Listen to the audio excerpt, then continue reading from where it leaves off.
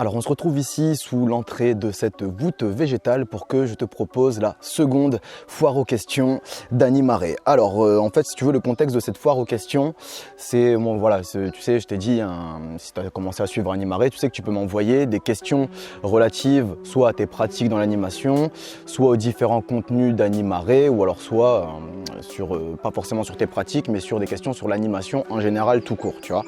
Et donc ces questions-là, tu peux me les soumettre en message privé sur Animaré FB, donc qui est la page Facebook d'Animaré, ok. Et donc en fait, si tu veux, j'avais déjà commencé à répondre à une série de questions en vidéo et là j'ai quand même pas mal de questions qui s'accumulent depuis un moment et donc je me disais que ça pourrait être sympa si j'y répondais, si j'arrêtais quand même de faire attendre les personnes qui m'ont envoyé ces questions et que j'y répondais donc dans cette foire aux questions pour dire que ça prenne pas 8 ou 10 vidéos à ce que je réponde à toutes les questions. Et donc bon, si jamais toi aussi tu as des questions que tu veux me poser, tu peux toujours me les poser en message privé sur Animaré FB ou alors au sein de la communauté des animaristes. Donc c'est le groupe Facebook lié à la page Animaré FB. Tu vas sur la page, tu peux accéder au groupe et puis donc tu pourras me poser tes questions aussi en direct. Ok ? Donc voilà, et donc je vais répondre ici à cette série de questions qui date depuis un petit moment maintenant. Encore une fois, je suis désolé si tu m'as posé cette question il y a quelques mois et si c'est que maintenant que j'y réponds, mais tu vois, je ne t'ai pas oublié et je vais y répondre. Et donc ben voilà, si tu ne me connais pas, moi je m'appelle Lex, je suis formateur indépendant au métier de l'animation et si tu veux, mon but sur internet c'est de t'aider à te former au continu à tes différentes pratiques dans l'animation. Donc que tu sois dans une équipe d'animation, dans une équipe de direction, dans une équipe de formation, eh bien mon but c'est de t'apporter de l'aide, de la ressource en continu pour que tu ne sois pas obligé d'aller remettre les pieds physiquement dans un centre de formation pour améliorer ou faire progresser tes différentes pratiques au sein de l'animation. Et puis si tu me connais, tu te doutes comme d'habitude que je vais te dire que s'il y a des choses qui vont t'intéresser après le générique, tu as le temps du générique pour aller prendre de quoi noter. Bienvenue sur Animaré TV, la chaîne de ton centre de formation dématérialisé. Abonne-toi si tu veux rien manquer ou parle-en à ceux que ça intéressera. Si tu as des questions sur les contenus ou des propositions de sujets à aborder, n'hésite pas à m'envoyer un message privé sur Animaré FB. Si tu veux juste donner ton avis ou ouvrir un débat, tu peux le faire dans les commentaires, c'est fait pour ça. Enfin, les liens vers tous les canaux d'Animaré sont dans les descriptions de chaque vidéo. Bon visionnage, Lex. Alors, juste avant de commencer à répondre aux différentes questions que l'on m'a envoyées principalement en message privé, je tiens à te rappeler deux petites choses. La première chose, c'est que début du mois de juin, j'ai produit un nouveau produit, donc j'ai créé plutôt un nouveau produit sur la médiathèque Animaré qui s'appelle les jeux sans matos, sans prépa pour les primaires. Donc, je vais pas trop m'étaler dessus, mais si jamais ça t'intéresse, tu peux aller voir cette vidéo-là qui va te les présenter en long, en large et en travers. En plus de ça, tu pourras en découvrir 2 gratuits. Okay ?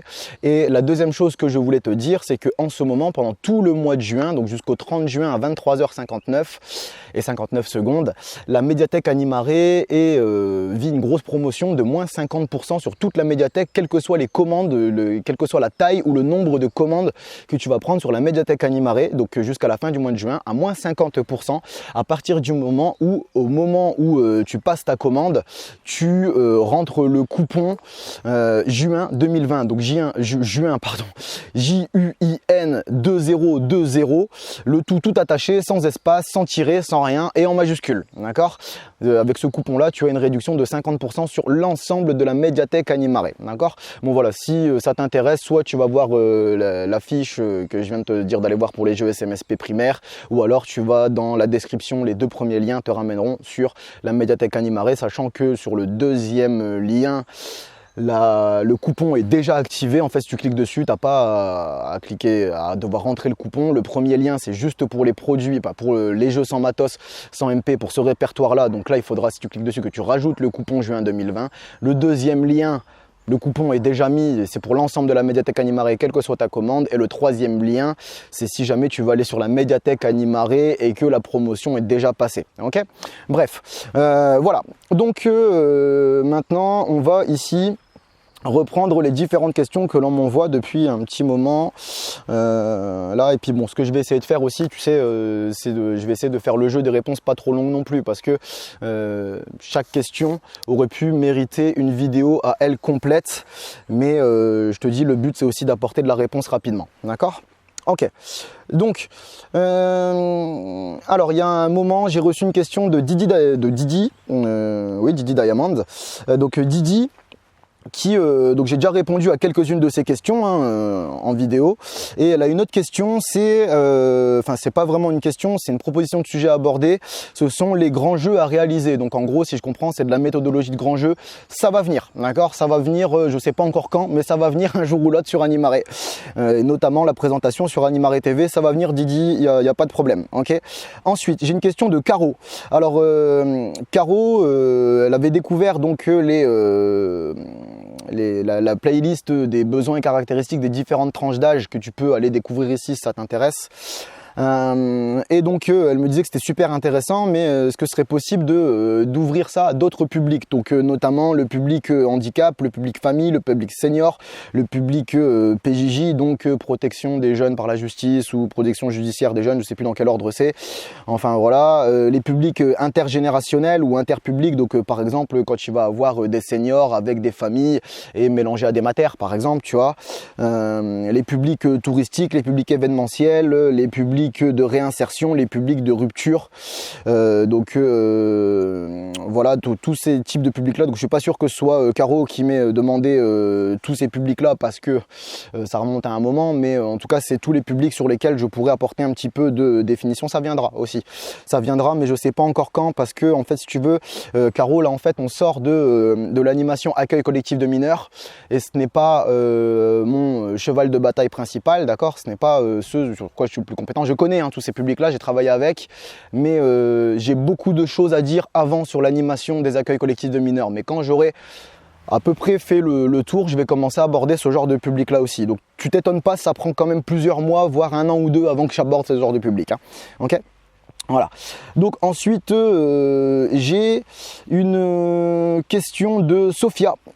Sophia qui me demandait des propositions de temps calme pour les primaires. Alors ça aussi c'est quelque chose que je vais bientôt apporter, Sophia, sur Animare TV. Donc d'ici quelques mois, je pense. Ça va pas prendre des années, mais d'ici quelques mois.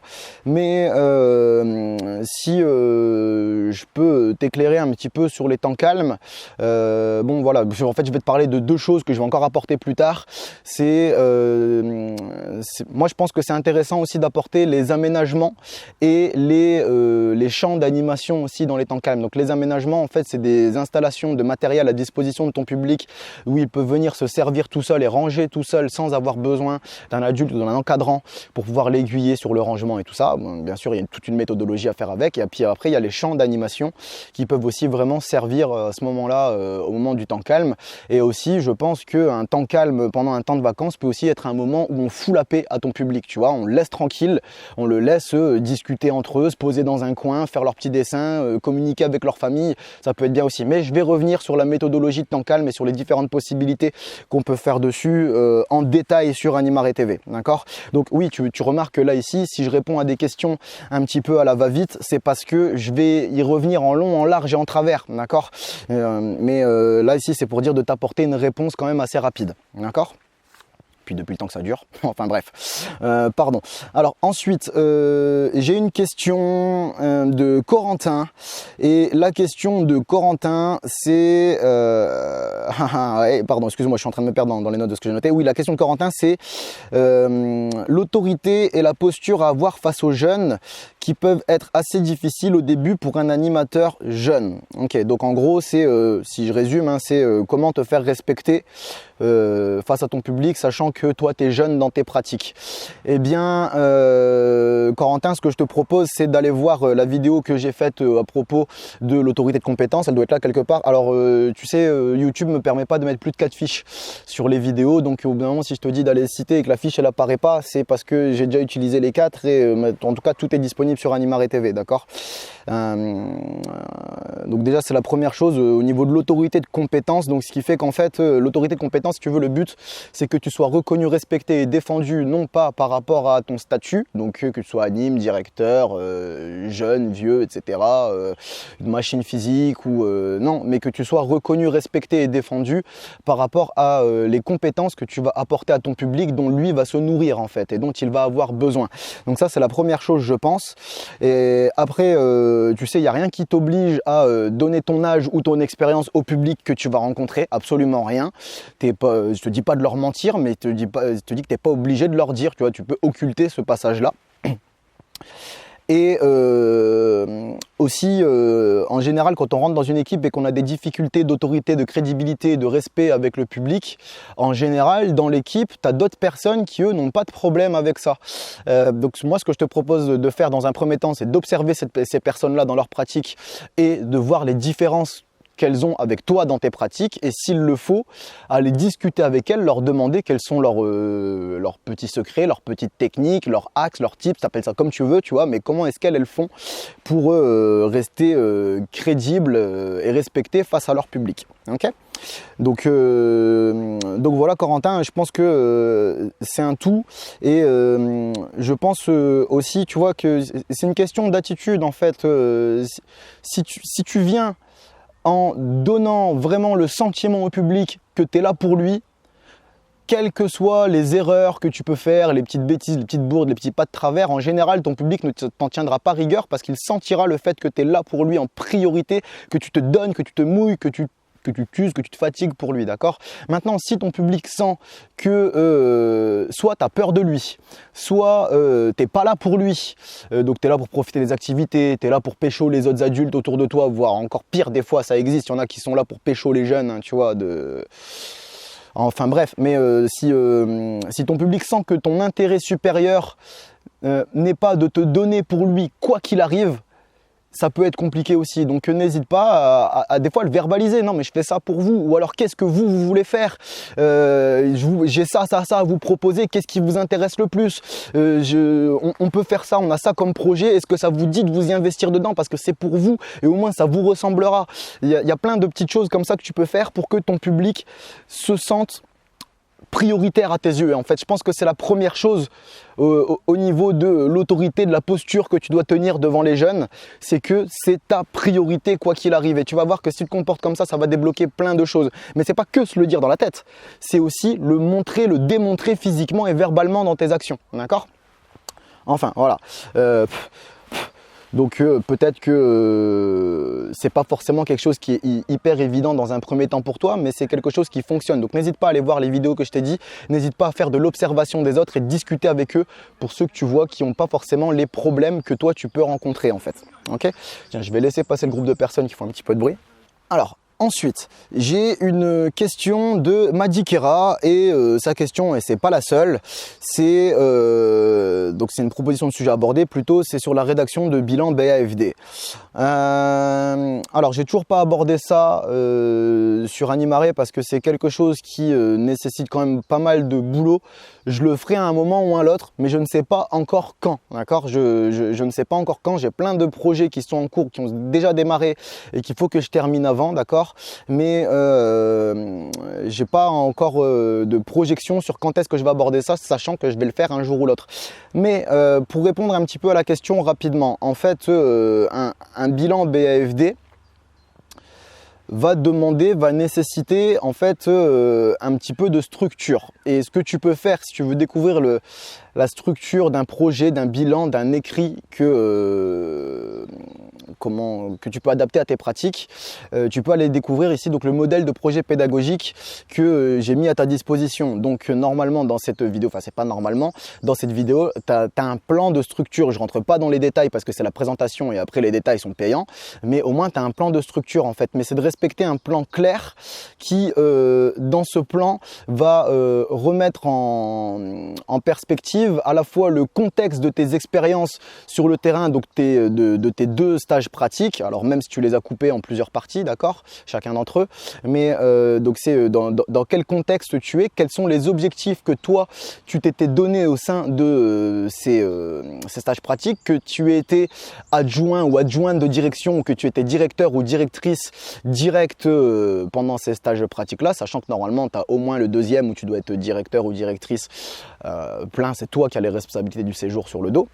Donc quels étaient un petit peu les objectifs que tu t'étais donné, et aussi ce que les jurys BAFD aiment bien aussi découvrir dans tes pratiques, dans ton bilan, c'est quelles sont les difficultés que toi tu as rencontrées.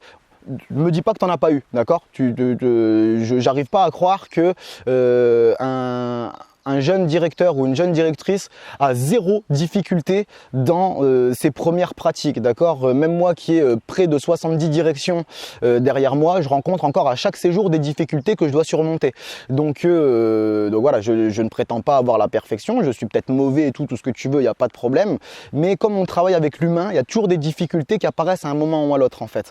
Et donc je te dis, ouais, ce que les jurys BAFD aiment bien, c'est que tu appuies, que tu relèves ces difficultés, que tu en fasses une analyse, que tu parles des solutions que tu as pu leur apporter, ou s'il n'y en a pas eu, pourquoi est-ce que tu n'as pas pu apporter de solution, et qu'est-ce que ça modifie dans tes projections pour tes futurs encadrements, pour tes futures directions, pour tes futures orientations pédagogiques en fait que tu vas mettre sur papier quand tu vas rédiger un projet pédagogique. Ça, c'est vraiment quelque chose qui leur tient à cœur. Donc voilà, après n'hésite pas à mettre encore plus de détails dans ce plan, mais le contexte que tu as eu, les objectifs que tu t'es donné, les difficultés que tu as rencontrées et les projections que ça te donne à l'avenir en fait. Je sais que c'est pas une réponse très pointue, mais c'est le minimum vital de ce qu'on va demander dans ton parcours, dans ton bilan qui va représenter en fait ton parcours BAFD.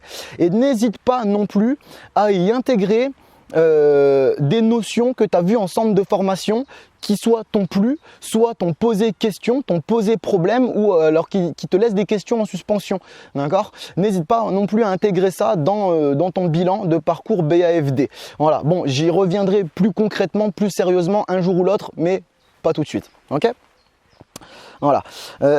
Ensuite, j'ai une question de Thomas qui me dit: est-ce que tu as des astuces, des techniques qui permettraient de contrôler des situations de déplacement, de baignade ou accident? Ok, alors ça clairement Thomas, ce sont des choses sur lesquelles je vais revenir une par une, d'accord? Parce que quand il y a des accidents, il y a sur les séjours, il y a un protocole à respecter derrière: accident, incident, événement grave. Il y a des protocoles à respecter au niveau administratif, et aussi bien que tu sois le protocole va surtout être à la charge des personnes de la direction, d'accord?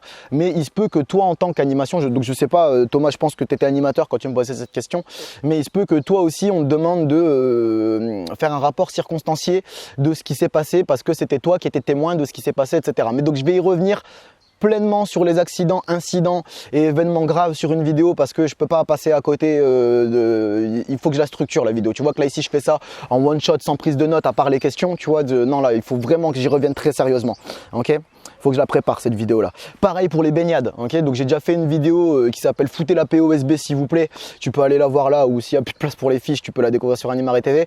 Mais ça c'était pour dire qu'on laisse les SB tranquilles parce qu'ils ont du boulot, mais je rentre pas forcément dans les détails là-dedans. Je vais revenir en sachant que moi j'ai pas le SB, mais que je connais très bien les responsabilités des surveillants de baignade, étant donné que je les récupère sur mes séjours. Je suis très pointu et rigoureux avec ce qui est sécurité et législation, donc même si j'ai pas le SB, je suis au courant, ou le BNSSA ou ce que tu veux, hein, Bézanne, je suis quand même très largement au courant de comment ça doit se passer sur le terrain. Je veux pas me mêler des centres de formation, c'est pas mon travail, c'est pas mon boulot, c'est le leur, voilà, mais en tout cas sur ce qui se passe sur le terrain, je vais y revenir en long, en large et en travers au niveau des baignades, parce que c'est quelque chose, voilà, on peut pas passer à côté à l'arrache, ok? Et enfin, sur les déplacements sur route, donc qu'ils soient véhiculés à pied, à vélo, etc. Je vais aussi y revenir parce que ça mérite une vidéo complète en fait, tout simplement. Mais donc Thomas, je vais y répondre. Je vais y répondre, mais désolé de ne pas te donner de plus d'indications tout de suite parce que voilà, c'est trois sujets qui nécessitent vraiment trois vidéos séparées les unes des autres. Ok ? Ensuite, j'ai une question de Stéphanie. Et alors, je te lis ce que j'ai noté, la conversation avec Stéphanie. Elle me disait: je te parlais dans mon premier message de la difficulté pour un directeur parfois de savoir prendre sa place en direction tout en ayant envie d'animer sans prendre la place des animateurs. Super sujet, Steph. Je suis très bien placé pour en parler, Sachant que moi, je te le dis, le premier, je suis animateur encore aujourd'hui, malgré plus de 60 directions derrière moi, je suis encore animateur. Je reviendrai en détail sur les questions du pourquoi, du comment je suis encore animateur alors que j'ai une longue expérience de direction. Mais si tu veux, ouais, c'est quelque chose qui n'est pas évident parce que je comprends ce que tu veux dire, parce que moi j'ai vécu ça en tant que jeune directeur. Moi, et je pense que je ne suis pas le seul. Je pense que sûrement, si tu as commencé à me suivre et que tu fais de la direction, c'est que quelque part on doit se ressembler. Tu vois, on doit avoir des atomes crochus au niveau des convictions, etc. Mais moi, tu vois, personnellement, je suis allé en direction pour apporter mes propres visions pédagogiques, mes propres orientations pédagogiques à un public, à des publics. D'accord? Mais ce qui voulait dire que j'avais envie de donner un cadre à un séjour qui me ressemble à moi dans mes pratiques d'anime. Et donc forcément, derrière, quand tu aiguilles une équipe là-dessus, eh ben, tu as envie toi-même d'aller animer, de montrer l'exemple. Et puis tout simplement, moi pour mon cas personnel, de pas trop m'éloigner du terrain et de faire ce pourquoi j'avais voulu diriger, c'est-à-dire apporter mes convictions sur le terrain et jusqu'au bout, donc être moi-même en première ligne face au public. Seulement, il y a plusieurs problèmes en fait si tu fonctionnes comme ça, ou si toi, parce que je vais te dire en fait moi ce que j'étais animateur la journée et directeur la nuit. Donc la journée j'étais sur le terrain comme les animes, dans mes jeunes pratiques, il y en a qui s'en souviennent, hein, et du coup c'était la nuit que je me tapais toute ma paperasse, etc. Et en fait c'est problématique pour tout le monde en fait. Déjà pour toi en tant que directeur ou directrice, parce que toi, c'est fatigant de fonctionner comme ça, tout simplement. C'est peut-être les séjours au début où je dormais le moins, où j'avais le moins d'énergie et au final, ça se ressentait principalement dans mon travail de direction parce que la journée, comme j'étais au contact du public, je donnais toute mon énergie. Mais la nuit où je rattrapais ma paperasse et les différents trucs que j'avais à faire au bureau, j'avais pas d'énergie, j'avais pas forcément envie et je l'ai bâclé ma paperasse. Donc ce qui fait que voilà, mon niveau qualitatif de travail de directeur était pas tip top, tu vois. Je me suis pris des cartouches et dessous par mes coordinateurs, par mes responsables et ils avaient bien raison, c'était pas super en fait, tu vois. C'était pas optimal comme façon de fonctionner. Okay, donc déjà ça c'est la première chose, toi tu n'as pas d'énergie pour faire ton travail de directeur correctement si tu passes tout ton temps sur le terrain. Soit tu n'as pas d'énergie, soit tu n'as pas le temps. Okay, et aussi le problème c'est que si toi tu es sur le terrain en permanence, déjà premièrement, tu laisses pas la place à tes animes. Et comme toi, tu veux faire appliquer tes méthodes, en fait, tu permets pas aux animes de découvrir tes méthodes et se faire la main avec, parce que tu vas être là, c'est toi qui vas lancer, c'est toi qui vas driver, tu vas mener tous les moments en fait. Et c'est pas forcément ni une aide pour tes animes, ni un soutien, parce qu'il y a au bout d'un moment où, moi ils me l'ont fait ressentir, et ils ont bien eu raison de le dire, au bout d'un moment, ils vont te dire, mais ouais, mais tu vois, moi c'est bien gentil tes méthodes, mais j'ai pas l'occasion de les appliquer, tu prends toute la place, tu fais tout, nous on est juste là pour suivre en fait. Et donc en fait, les personnes qui découvrent tes méthodes comme ça, elles le vivent mal parce que en fait c'est comme si, même si c'est pas vrai, c'est pas ce que tu pensais toi, moi c'était pas ce que je pensais, mais en fait le message qu'elles comprennent c'est tu ne nous fais pas confiance, on est fliqué en permanence, t'es là tout le temps. T'es tout le temps là, il n'y a pas moyen qu'on teste par nous-mêmes et qu'on voit, et voire même des fois on a envie de faire un petit peu à notre sauce aussi, puis voilà. Enfin bref, enfin voilà. Deuxième chose pour ton équipe qui n'est pas agréable, c'est que toi en direction, et surtout si tu es directeur ou directrice, donc c'est-à-dire qu'il n'y a personne qui a des responsabilités plus hautes que toi sur le séjour, et donc c'est-à-dire que toi, voilà, c'est con à dire, mais entre guillemets, toi, tu es légitime pour cartoucher tout le monde, mais l'inverse, c'est beaucoup plus difficile. Donc, ce qui fait que toi, quand tu débarques sur le terrain, immédiatement, tes animateurs changent de facette. Tu peux dire ce que tu veux, en tant qu'anime, c'est pas vrai, nanani, nanana, bien sûr que si, tu vois, on me la fait pas au bout d'un moment. Mais pourquoi? Parce que le directeur évalue au bout d'un moment, et donc, mais des fois, le pire, c'est qu'ils bossent, tu vois, ils sont vraiment en train de bosser, en train de faire leur taf, mais ils te voient arriver, ouais, bon, alors on va faire ça. Alors imagine ce que ça donne pour ceux qui bossent pas, tu vois, pour ceux qui bossent pas et ceux qui se la touchent dans ton dos. Donc toi, tu es sur le terrain en permanence et ben voilà, donc ce qui fait que d'un côté, ça met une pression énorme à ton équipe, ça met vraiment une grosse pression. Et puis de l'autre côté, toi en fait, tu n'es pas capable de faire ce que tu devrais faire, c'est-à-dire d'observer pour plus tard évaluer ton équipe. Pourquoi? Parce que tu es là dans le feu de l'action, tu as le nez dans le guidon, tu as les jeunes en face de toi et comme tu es en train de t'occuper des jeunes, de ton public, eh ben, tu n'es plus en train d'observer tes adultes pour pouvoir, toi, derrière, voir si ça se passe correctement, ensuite faire des retours en réunion, après pouvoir peut-être les aider dans des pratiques bien particulières parce que tu as réussi à identifier des problèmes, des axes où ils ont besoin de formation et que toi, tu as des outils à leur apporter et aussi pour les évaluer tout simplement à un moment ou à l'autre, et ben, toi, tu es tellement proche d'eux et du public que tu n'es pas capable de le faire. C'est bien aussi de prendre du retrait un petit peu. Donc, pour conclure sur ce point-là, donc Steph, moi, je te dirais que en tant que DACM, directeur ou directrice de l'accueil collectif de mineurs, je t'interdis pas, je te dis pas qu'il faut pas aller sur le terrain parce qu'il y a un moment où ça va te manquer, ça va être plus fort que toi et tu vas y aller de toute façon quoi que je te dise, d'accord? Mais laisse de la place à tes animes s'il te plaît. Même si c'est pas vrai, donne-leur la sensation que tu leur fais confiance, d'accord? Je peux comprendre que toi, il y a des équipes. Tu te dis, ben moi je leur fais pas confiance là comme ça, je sais pas. Mais donne-leur quand même cette sensation. Observe discrètement plutôt que d'être là tout le temps en permanence, le nez sur le terrain, à leur bouffer leur place. C'est pas forcément évident. Et ce que tu peux faire, c'est te réserver des temps où tu vas dire, ben voilà, moi je vais prendre ce temps-là d'activité, je le prends, je le mène. Et puis c'est une fois de temps en temps. C'est pas forcément tous les jours, tu vois. Mais au moins toi, ça te permet de te retrouver encore une fois à l'aise dans tes pratiques. Bonjour. De te retrouver à l'aise dans tes pratiques et de retrouver ce qui te manque en fait, d'aller proche du terrain. C'est ça en fait le truc. Je sais pourquoi tu dis ça. C'est parce que le terrain, ça te manque. Tout simplement, eh ben, prends des temps et officialise-les plutôt que de venir leur bouffer leur place. Ok? Ça marche? Ok, question suivante. Alors, question de Marwan, qui me demande des conseils pour faire une première colo. Alors, Marwan, je vais pas m'étaler trop longtemps là-dessus en fait, mais si tu le veux bien, ce que je vais faire, c'est que je vais te présenter une vidéo là ici, donc qui s'appelle Comment réussir son stage pratique en 3 étapes, d'accord? Et ça en fait, cette vidéo, je l'ai prévue pour les stagiaires qui veulent valider leur stage pratique.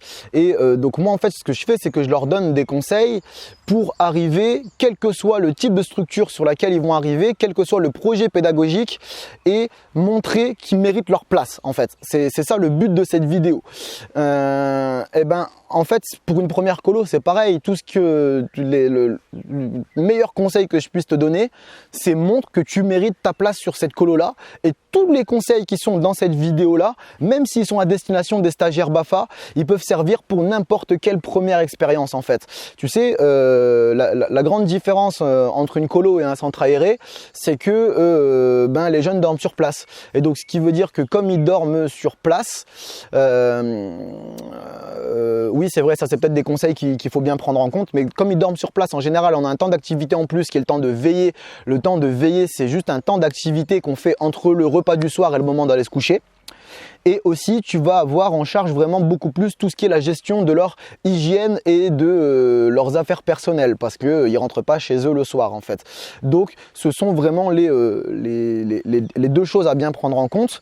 La grosse différence qu'il y a, c'est que les jeunes ne rentrent pas chez eux et qu'il y a un temps d'activité en plus et donc tu vas devoir gérer leur hygiène, leurs affaires personnelles et voir peut-être même des relations d'affect qu'ils n'ont plus par rapport au fait qu'ils ne sont plus à la maison. D'accord? Donc voilà, je te propose d'aller voir cette vidéo là qui est à destination des stagiaires pratiques BAFA mais qui peut servir pour n'importe quelle autre première expérience. En gros, je te répète, c'est montre que tu n'es pas venu pour rien. C'est ça, la première chose. À partir de ce moment-là, normalement, on devrait te tolérer de l'erreur, du manque de ressources, du manque de quoi que ce soit, il n'y a pas de problème, tant que tu montres que tu es venu et que tu en veux. Et pour ce qui est du reste au niveau d'activité, vie collective et vie quotidienne, moi, je vais continuer sur Animare TV la présentation de différentes méthodes, différentes ressources qui pourront te servir dans ces différentes pratiques-là. Okay ? J'espère avoir répondu à ta question, Marwan, et j'espère qu'en allant voir cette vidéo, tu trouveras des réponses qui peuvent te servir. Okay ? Tu as juste à remplacer stage pratique par première colo en fait dans cette vidéo. Okay ? Ensuite, j'ai une série de questions qui nous viennent d'Élise Pan.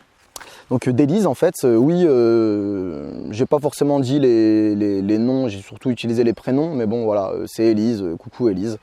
Bref, donc question d'Élise, c'est comment t'organises-tu pour rassembler les enfants, les jeunes, quand ils sont en temps libre? Alors la meilleure réponse que je puisse te donner, Élise, donc je suppose que tu veux les rassembler sans leur dire allez venez par ici, allez un tel et une telle et bleu et rouge et nanan et duduche et je suppose que c'est ça et que tu n'as pas besoin forcément d'aller leur courir après à travers tout le centre. Moi ce que je te propose Élise, c'est premièrement d'aller voir cette vidéo là qui s'appelle, je crois si je dis pas de conneries, c'est les captes attention ou comment prendre la parole sans crier. Okay, les captes attention peuvent aussi te servir de méthode de rassemblement, d'accord? Donc je vais pas trop m'étaler dessus, va voir dessus, ça peut te servir de rassemblement. Tout ce qu'il faut, c'est l'instaurer dès le début de séjour. Un petit peu comme ce qu'on appelle les musiques de rassemblement, les musiques ou les chorés de rassemblement. Donc ça c'est un truc, en général, tu sais, si tu as la choré de la colo ou la musique de la colo de l'été ou j'en sais rien, tu vois, ou du séjour, hein, c'est que je dis la colo, c'est parce que moi je fais beaucoup de colo, hein, mais du centre aéré c'est pareil, ça change rien. Pareil, dès le début du séjour, soit on leur apprend la chanson, on leur apprend la musique, on leur apprend la choré, ce que tu veux, qui y ressemble, et on leur dit à chaque fois que vous allez entendre cette musique-là, ça veut dire on se réunit ici et on fait la chanson, d'accord? C'est dès que vous l'entendez, elle va péter dans tout le centre, ça va résonner à travers les murs, à travers la cour, à travers tout ce que vous voulez, tout le monde va l'entendre, et quand on entend cette musique-là, ça veut dire on arrête tout ce qu'on fait et on revient, ok? Et on revient et puis on fait la choré tous ensemble ou on chante la chanson, on fait la musique, enfin j'en sais rien, tu vois. Mais c'est ce qu'on appelle des musiques ou des chants de rassemblement en fait. Et je te dis, les captes attention peuvent aussi rentrer dans cette catégorie-là. Tout ce qu'il faut, c'est bien l'instaurer dès le début de séjour. Il faut bien l'expliquer, que ce soit bien clair pour tout le monde, quitte à faire 2-3 essais pour bien que ce soit ancré dans la tête de tout le monde, d'accord? Moi, c'est le meilleur conseil que je te donne pour que tu aies à la fois pas besoin d'appeler les jeunes un par un et que tu n'aies pas besoin de te déplacer non plus physiquement à travers tout le centre, d'accord? Ensuite, Élise, toujours, qui a une question suivante. Et alors, la question, c'est comment... Alors, on parle de malmatos pour les temps libres, d'accord? Et la question, c'est comment organiserais-tu la vérification du rangement du matériel conservant l'autonomie des jeunes? Élise, je ne vais pas passer par 10 000 chemins, ok, je ne vais pas tourner autour du pot très longtemps. Aménagement, d'accord? Un aménagement, qu'est-ce que c'est? Un aménagement, donc je l'ai déjà dit un petit peu tout à l'heure, je crois un peu plus tôt dans la vidéo. Un aménagement, c'est un endroit où tu vas mettre du matériel à disposition de tes jeunes et ils vont pouvoir à la fois s'en servir, enfin aller le récupérer, s'en servir et venir le ranger sans avoir besoin de l'accord ou l'autorisation ou l'aide d'un encadrant, d'un adulte ou de quelqu'un d'autre. En fait, ça permet c'est pas de la déco, hein. C'est pas du tout, on n'est pas du tout sur quelque chose qui est de déco. Si tu veux un exemple d'aménagement, tu peux aller voir là ici, bon, je sais qu'on a plus de 4 maintenant, mais tu peux aller voir la vidéo sur le mur à énigmes que j'ai fait, je crois qu'elle s'appelle Créer ton mur à énigmes ou un truc comme ça. Enfin bref, c'est un type d'aménagement qu'on peut utiliser en autonomie sans avoir besoin de la validation ou de l'aide d'un adulte pour pouvoir s'en servir, d'accord?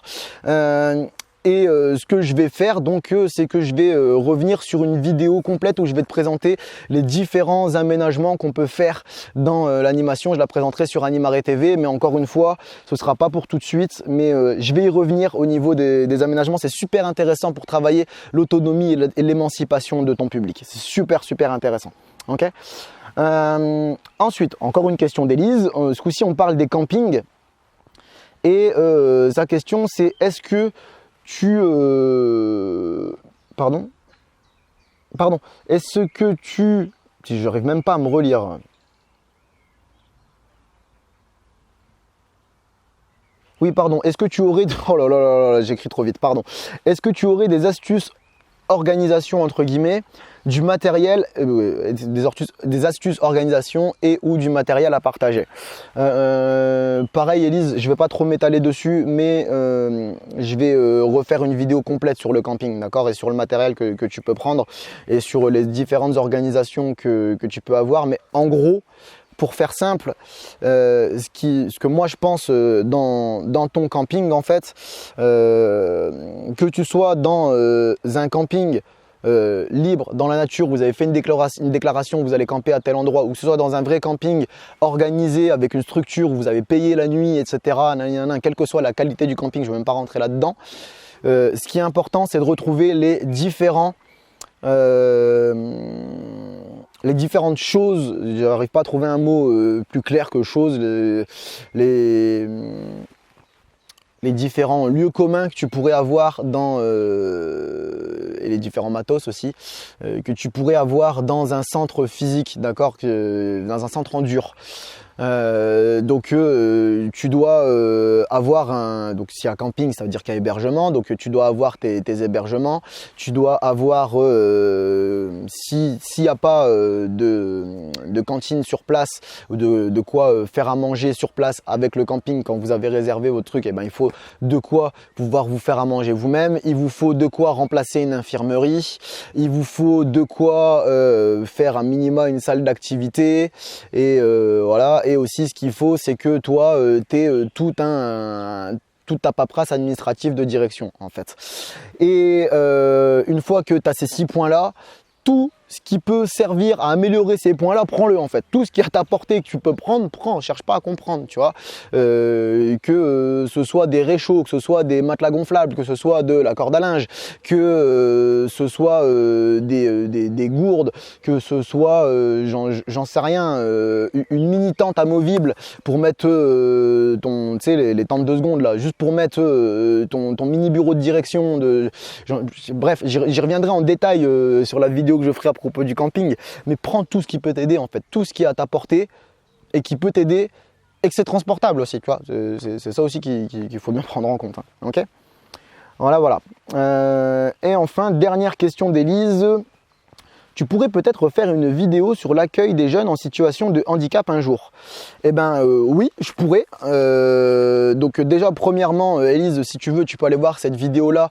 Non, pardon. Tu peux aller sur Animare TV, regarder la vidéo à propos des séjours adaptés. Donc c'est une interview que j'ai tournée avec Nico, avec qui je travaille de temps en temps, et qui lui est vraiment spécialisé dans les séjours adaptés. Donc où on est sur un public complet porteur de handicap, et peut-être que ta question c'était plus sur l'intégration d'un ou de plusieurs jeunes portant un handicap au sein d'une collectivité valide. Ok, et ben ça aussi c'est prévu, je vais y revenir sur Animare TV, mais non, je vais pas commencer à rentrer dans les détails tout de suite parce que pareil, ça nécessite vraiment une vidéo pleine, entière, où il y a rien d'autre qu'à aborder dessus, mais je vais y revenir. Je vais y revenir sur ces situations-là aussi, parce que c'est vraiment quelque chose qui est important, qui peut arriver et qui est génial à vivre, vraiment, tout simplement. Ok ? Mais donc je vais revenir dessus, voilà. Et j'ai fait donc le tour des différentes questions qui étaient en stand-by. Voilà. Donc oui, voilà, tu vois qu'il y a certaines questions auxquelles je ne suis pas revenu en détail dessus, des questions qui vont quand même nécessiter des vidéos pleines et entières. Et voilà, il y en a d'autres auxquelles je pouvais répondre comme ça immédiatement, qui ne nécessitaient pas forcément que j'en fasse une vidéo d'une demi-heure comme j'ai l'habitude de faire, tu vois. Mais en attendant, tout ça pour te dire que maintenant, si toi aussi tu as des questions que tu veux me poser, tu peux toujours le faire, voilà, comme je l'ai dit en début de vidéo, sur Animare FB, tu vas sur la page Facebook, tu cliques sur le bouton envoyer un message et tu vas donc tomber sur une messagerie privée où il n'y a que toi et que moi dessus, d'accord. Voilà, tu peux aussi voilà, m'envoyer les questions sur la communauté des animaristes, comme je te l'ai dit, le groupe privé d'Animare. Tu peux aussi les mettre en commentaire des différentes vidéos, enfin des différents canaux d'Animare, donc que ce soit Animare FB ou Animare TV. Mais si tu me poses des questions sur des groupes Facebook, tu sais, voilà, il y en a plein des groupes Facebook qui appartiennent pas à Animare, qui sont pas les groupes que je gère en tant qu'administrateur. Ne t'étonne pas si tu n'as jamais de réponse, d'accord? C'est très très rare que je vais regarder les commentaires des différentes publications dans les différents groupes. En général, quand je publie une vidéo, que je la partage dans les différents groupes liés à l'animation, les différents groupes Facebook, je partage dans une cinquantaine de groupes et selon les publications, il y a des groupes avec les modérateurs ou administrateurs qui valident ou pas les publications selon les publications qu'elles sont. C'est pas forcément, voilà, il y a des groupes qui m'ont viré, hein, tu sais, mais bon, bref. Voilà, en général, mes vidéos apparaissent dans une quarantaine de groupes différents. Je n'ai pas que ça à faire de remonter dans chacun des groupes pour regarder les différents commentaires, même qu'ils soient positifs, négatifs ou de questions, de questionnements, d'accord? J'ai pas le temps. Si je fais ça, je ne produis plus rien, je ne produis plus de vidéos ni à un moment ni à l'autre. Donc si tu veux, voilà, si tu veux me toucher à travers des commentaires, fais-le sur les canaux d'Animaré et aussi derrière assume les réponses, hein. Fais pas comme Nico Raptor que quand on lui répond, quand on le met en PLS de 3 fois, après il supprime tout parce que et t'as plus rien à répondre, hein. Bref, tout ça pour te dire que voilà, je continue les différentes questions, je prends en compte les différentes questions que tu as. N'hésite pas à m'en poser, d'accord? Il n'y a pas de question bête, la question bête c'est la question qu'on ne pose pas. Et ça, je pense que c'est même une pratique que tu dois intégrer dans tes pratiques sur le terrain en fait. Je te répète, il n'y a pas de question bête. La question bête, c'est la question qu'on ne pose pas. Et je te dis pourquoi est-ce que tu dois faire ça sur le terrain aussi, poser les questions que tu as, parce que sinon, enfin, tu vas avoir, il va te manquer des réponses et ça, c'est bête. Pourquoi est-ce que je te dis de faire ça sur le terrain aussi, de poser tes questions? Parce que les jeunes comptent sur toi et moi aussi. Alors, si jamais tu as des questions et que tu veux une réponse immédiate, tu peux toujours me passer un coup de fil via la médiathèque Animaré. Si tu prends un coup de fil public, on peut modifier tous les éléments qui permettraient de t'identifier, si tu veux évidemment. Les liens sont toujours dans la description de chaque vidéo. À bientôt, Lex.